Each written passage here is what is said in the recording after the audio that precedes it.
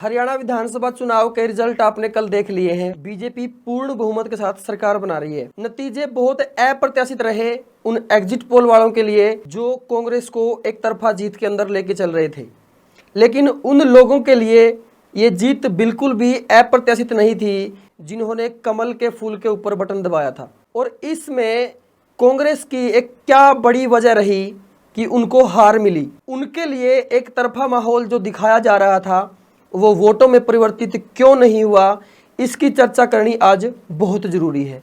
भाजपा क्यों जीती इसकी भी चर्चा रहेगी, लेकिन कांग्रेस क्यों हारी इसकी चर्चा बड़ी वजह है। तो आइए देखते हैं क्या बड़ी वजह रही जिनके कारण कांग्रेस पार्टी को पूर्ण बहुमत नहीं मिल पाया। हालांकि वोटिंग परसेंटेज की बात करें तो दोनों पार्टियों को लगभग बराबर मत मिले हैं, लेकिन सीटों के मामले में भारतीय जनता पार्टी कांग्रेस को पछाड़कर पूर्ण बहुमत की सरकार बनाने जा रही है। अब कांग्रेस की बात हो और कुमारी सैलजा और भूपेंद्र सिंह हुड्डा की बात ना हो, ऐसा हो ही नहीं सकता। और यही चीज कांग्रेस को भारी पड़ गई। लोकसभा चुनाव के नतीजों के बाद हरियाणा में ये चीज फैली कि कांग्रेस आने वाली है, और उस चीज के साथ साथ एक चीज ने और हवा पकड़ी कि भाई हुड्डा की सरकार आने वाली है। और इस चीज को भारतीय जनता पार्टी के आईटी सेल ने पूरी तरीके से भुना दिया। जिस तरीके से पूरे चुनावी कैंपेन में हुड्डा जी की चली, टिकटों के आवंटन में चली, या फिर रैलियां करनी हो, या फिर कैंपेन करना हो, या फिर अपने प्रत्याशियों के लिए बहुत ज़्यादा जोर लगाना हो, भाजपा नीचे ही नीचे इस सब चीज़ों को देख रही थी और उन्होंने ये माहौल बनाना चालू किया कि भाई ये हुड्डा की सरकार आएगी, ना कि कांग्रेस की सरकार आएगी। रही सही कसर कुमारी सैलजा की नाराज़गी ने पूरी कर दी। जब टिकटों के आवंटन के बाद कुमारी सैलजा ने चुनावी प्रचार से दूरी बनाई, और वो दूरी बनाना कहीं ना कहीं कांग्रेस को ज़्यादा ले डूबा। हालांकि राहुल गांधी ने असंध की रैली के दौरान उनके हाथ जरूर मिलवा दिए, लेकिन कहीं ना कहीं मन मिलवाने में कामयाब नहीं हो पाए। अगर जातिगत समीकरणों की बात करें तो वहां पे भी ध्रुवीकरण हो गया। कांग्रेस के पास जाटों का वोट बैंक भरपूर मात्रा में था। वो ऐसा वोट बैंक था जो बिल्कुल मुंहफट था। वो कहीं भी ये बोलने में नहीं हिचकिचाते हम कांग्रेस पार्टी के साथ हैं, और उन्होंने ऐसा किया भी।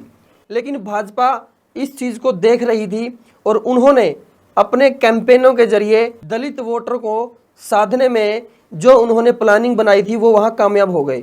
भाजपा ने कुमारी सैलजा के मैटर को भुनाने का प्रयास किया, वो उसमें भी सफल हो गए। बीजेपी ने दलित कार्ड को बड़े प्रभावी ढंग से खेला। पार्टी ने यह प्रचारित किया अगर दोबारा से कांग्रेस सरकार आई तो वह हुड्डा सरकार होगी और जाट मुख्यमंत्री बनेगा, जिससे दलित समुदाय उनके हकों से वंचित रह जाएंगे। इस अभियान में बीजेपी पूरी तरीके से सफल रही और दलित वोट बैंक को अपने पक्ष करने में सफल रही। वहीं कांग्रेस इस मोर्चे पर उतनी सफल नहीं हो सकी जितना उनको होना चाहिए था, और कुमारी सैलजा का नाराज होना कांग्रेस को भारी पड़ गया। कांग्रेस ने चुनाव के बिल्कुल आखिरी दिनों में अशोक तंवर को सामने रखकर दलित वोटरों को यह दिखाने की कोशिश करी कि हम उनके हकों के लिए लड़ेंगे, लेकिन बीजेपी ने पहले ही पासा पलटते हुए वोटरों के मन में वो जगह बना ली थी जो कांग्रेस के नेता नहीं बना पाए। अब हुड्डा की राजनीति और उनकी रणनीति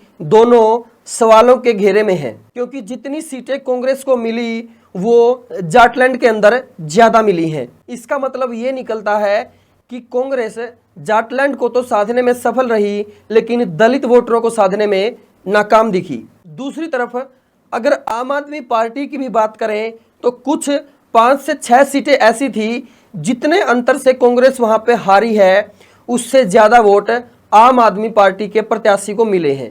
यानी कि जो गठबंधन की बातें चल रही थी आम आदमी पार्टी और कांग्रेस के बीच, अगर वो सिरे चढ़ जाती तो कहीं ना कहीं कांग्रेस वापसी करती हुई दिखाई दे सकती थी, और उन सीटों का नुकसान कम से कम कांग्रेस को नहीं होता। अब इस बड़ी हार के पीछे कांग्रेस में क्या वजह रही? क्या हुड्डा फैक्टर रहा या फिर कुमारी सैलजा का फैक्टर रहा? ये दोनों ही महत्वपूर्ण कारक हैं। आने वाले समय में कांग्रेस पार्टी को इन मुद्दों पर गहनता से विचार करना होगा और एक नई रणनीति के साथ मैदान में उतरना होगा। बाकी आपका क्या कहना है इस चीज के बारे में अपने कमेंट जरूर करें। धन्यवाद। जय हिंद, जय भारत।